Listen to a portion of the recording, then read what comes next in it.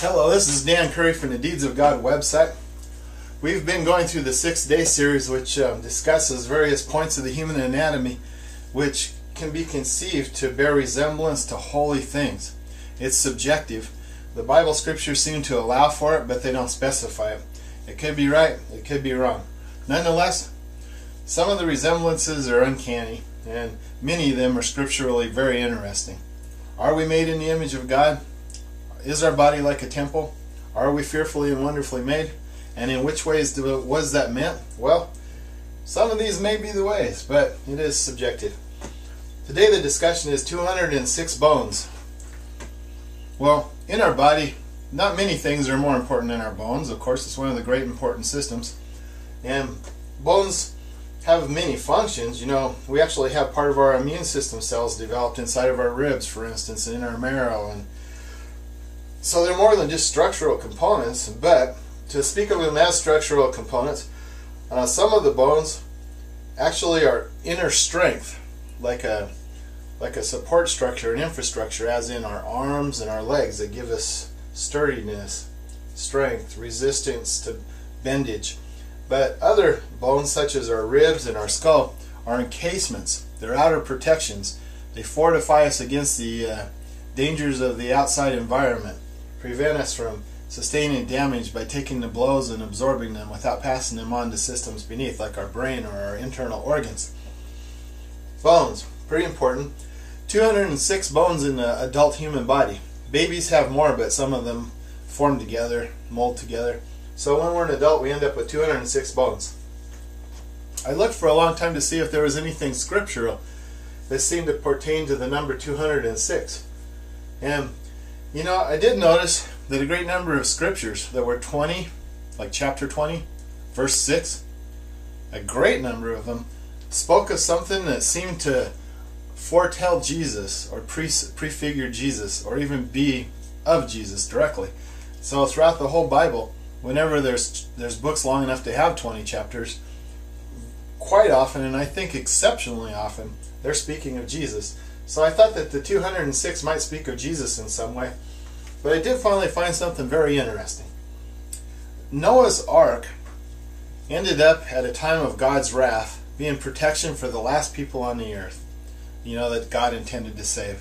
He had those 8 people who are Noah and his wife, then Shem, Japheth, and Ham and their wives, get aboard the ark after they had loaded at least 1 pair of all the animals, 7 pairs of the clean animals, onto the ark, and the ark was closed up. And then God's destruction of the evil on the world, on the surface of the planet, began by flood. It was the great flood as we know it of Noah's time. It lasted almost a year. The first 40 days and nights it rained very badly, and at the beginning of it the fountains of the deep broke open, so water came from underneath, as rains also came down from the heavens. Who knows what caused that? There's conjecture. Science would probably have a good time tackling that idea if they would only switch to actually believing in the biblical story. But they believe in evolution, which is so utterly disproven and ridiculous at this point that there's just no excuse but scientific ego for even beginning to pursue that anymore. But here we go. The ark came at the end of a bunch of events that began with the creation of the earth in Genesis 1:1. And by the time the ark carried those people to safety and came to rest on a mountain, and they through a door in its side, through an opening in its side, out came all life that was to be saved. That was the source of all life that it was to be saved at this point. If you're seeing it alive, a bird, a cow, tiger, a man, it came from the ark. You know, it's the source of all the living land creatures that we see there. You know, the Bible says this. And so they got out after this long destruction, and there they are on a mountain. The ark had come to rest on a mountain, so the ark was at rest on a mountain, and out of its side came what would allow for life to continue. Well, they were so grateful, Noah actually gave a sacrifice of some of the few remaining animals, you know, the clean ones. And God was pleased with that kind of faith, and He said that they needn't worry about a great flood like that anymore, that He would no more ever destroy the earth with a flood. That, you know, winter and summer and seed time and harvest and day and night and cold and hot, they would continue as long as the earth endured. So the very end of chapter 8 ends that way. So the first 8 chapters of the Bible, they happen to have 206 verses, just as we have 206 bones. And they happen to speak of the great work the ark did in preserving those that were willing to enter into it from the wrath of God and delivering them safely to the promised land. It's not really called the promised land. I guess it was the land after the flood. I'll just put it that way. And so 8 is sometimes called by eschatologists, biblical students, to be the number of Jesus. Why? Well, there's a certain relation, for instance, to circumcision in Jesus, in that it's a sacrifice only a son can make, and the skin is cut off, left separate. Well, when Jesus was in the tomb, his headdress was left separate. I guess, some people may find that an uncomfortable subject, but it foretold something. It foretold something. And it was the covenant, that Abraham and his people were to have with God. So that was one thing. You came in and did that on the 8th day. You did circumcision on the 8th day. And Noah had 8 people in his ark. That's another one. But so, for various reasons that you can look up on the internet and go into it for probably half an hour, people looked into it quite a lot. Jesus' number is said to be 8. Is that true or not? I won't say, but this is the first 8 chapters. And it started with, the perfection, the great situation man was given. Man sins, man falls, man's kicked out of the garden, the first murder occurs. People start making babies, the angels rebel in heaven, some of them come down to live like gods on earth. There's great troubles, great violence fills the land. After about 1650 something years, I would say is probably about the right number, God decided to destroy the earth. Noah and his family built the boat, the ark that all the animals will be brought into. The flood comes, they're delivered, it comes to rest on a mountain, and from its side comes comes all life. Well, Jesus was at rest on a mountain, on a cross, when out came the blood and water that allowed for all life. I think there's just an analogy or a similitude there between the first 206 verses of the Bible and our 206 bones and Jesus.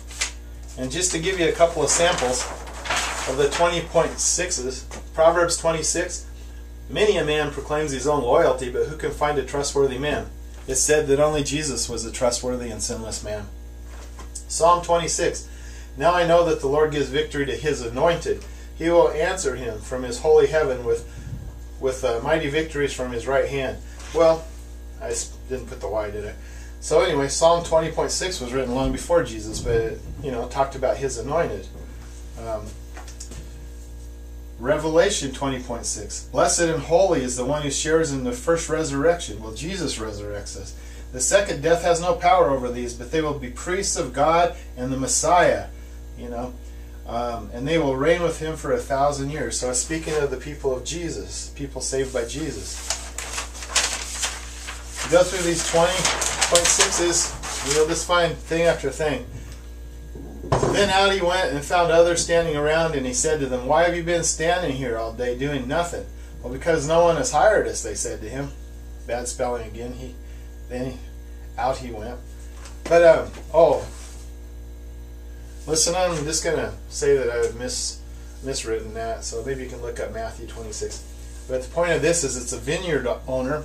Jesus is a vineyard owner, so to speak. And he hired workers in the early part of the day, the middle part of the day, even at the end part of the day.